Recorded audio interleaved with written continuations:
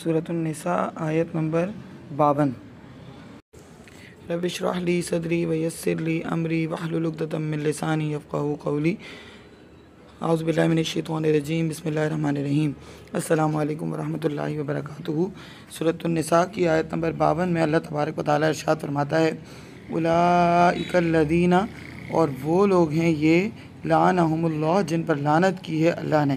اور وہ لوگ کہ جن پر لعنت کی ہے اللہ نے، ومن یلعن اللہ، اور جس پر لعنت کی ہو اللہ نے، فلن تجد لہ نصیرا، پس آپ نہیں پائیں گے اس کے لیے کوئی مددگار۔ یہ سیکوینس ہے انہی آیات کا جو پیچھے آیت نمبر 51 میں جیسے اللہ تبارک و تعالیٰ نے، اور آیت نمبر 50 اور 51 دونوں میں اللہ تبارک و تعالیٰ نے یہود اور نصارہ کے بارے میں ارشاد فرمایا تھا کہ یہ لوگ وہ ہیں جنہوں نے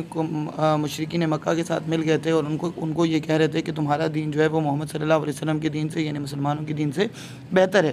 تو یہ ان کے بارے میں ارشاد فرما رہے ہیں اللہ تبارک و تعالیٰ کہ یہ وہی لوگ ہیں جن پر اللہ نے لعنت کی، یعنی صرف اس چھوٹے سے لالچ میں، یعنی اتھارٹی اور پاور کے لالچ میں، اگر وہ جو ہے وہ صحیح بات کو جھٹلا رہے ہیں، جبکہ صحیح بات ان کو پتہ ہے، حقیقت سے وہ باخبر ہیں، وہ جانتے ہیں کہ اسلام جو ہے وہی سچا دین ہے، اور ان کو پتہ تھا کہ نبی کریم صلی اللہ علیہ وسلم اللہ کے آخری نبی ہیں اور ساری نشانیاں ان کی کتابوں میں لکھی ہوئی تھیں، لیکن اس کے باوجود وہ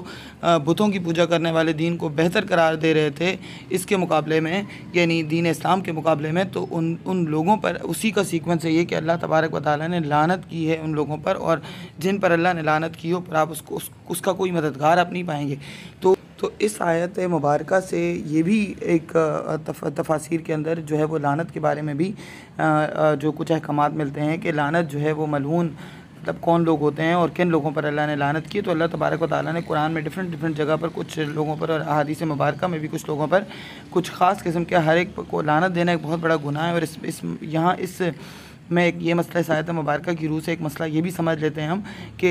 جو ہم چلتے پھرتے کسی کو بھی لعنت دیتے ہیں، یا لعنت ہے اس پر، لعنت ہے اس پر، لعنت ہے بجلی پر، یا لعنت ہے گیس پر، یا کسی بھی چیز پر، خدا نخواستہ یا کسی دن کے بارے میں، یا کسی مہینے کے بارے میں، یا کسی سال کے بارے میں، تو یہ بہت بڑا گناہ ہے۔ ان نیسیسرلی لعنت کا ورڈ ویسے بھی استعمال نہیں کرنا چاہیے، اور دنیا میں بھی لوگوں کو ایک دوسرے کے اوپر، بہن بھائی بھی کبھی کبھی لعنتیں بھیج رہے ہوتے ہیں، اور کبھی کبھی جو ہے وہ ایک دوسرے کو لعنت ملامت کر رہے ہوتے ہیں۔ تو یہ قطعاً اسلام میں جائز نہیں ہے کہ ان نیسیسرلی کسی کو لعنت دی جائے یا کسی پر لعنت کی جائے، کیونکہ لعنت صرف انہی لوگوں پہ کرنا جائز ہے جن پر اللہ اور اس کے رسول نے لعنت کی ہے، اس کے علاوہ کسی پر بھی لعنت کرنا جائز نہیں ہے۔ تو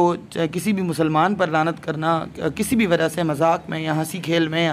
یا غصے میں، یا کوئی بھی ریزن ہو سکتا ہے، لیکن لعنت کرنا سخت گناہ ہے۔ اس گناہ سے بچنا چاہیے، اور ہم کسی کو بھی ملعون قرار نہیں دے سکتے، کسی کو ملعون قرار دینا سخت گناہ ہے۔ تو اس آیت مبارکہ کی روح سے ایک تو یہ مسئلہ بھی سمجھ میں آتا ہے، اور اس کے علاوہ کچھ ایسے لوگ احادیث مبارکہ میں بھی نبی کریم صلی اللہ علیہ وسلم نے ارشاد فرمایا، جیسے کچھ عورتوں کے بارے میں کہ جو جوڑا بناتی ہیں اور سر پر جو ہے وہ بڑا سا جوڑا بناتی ہیں، یا پھر اونٹ کے کوہان کی طرح، یا پھر آئیبرو اس کے بال بنواتی ہیں، یعنی آئیبرو بنواتی ہیں۔ تو اس طرح کی بہت ساری ایسی چیزیں ہیں جن کے بارے میں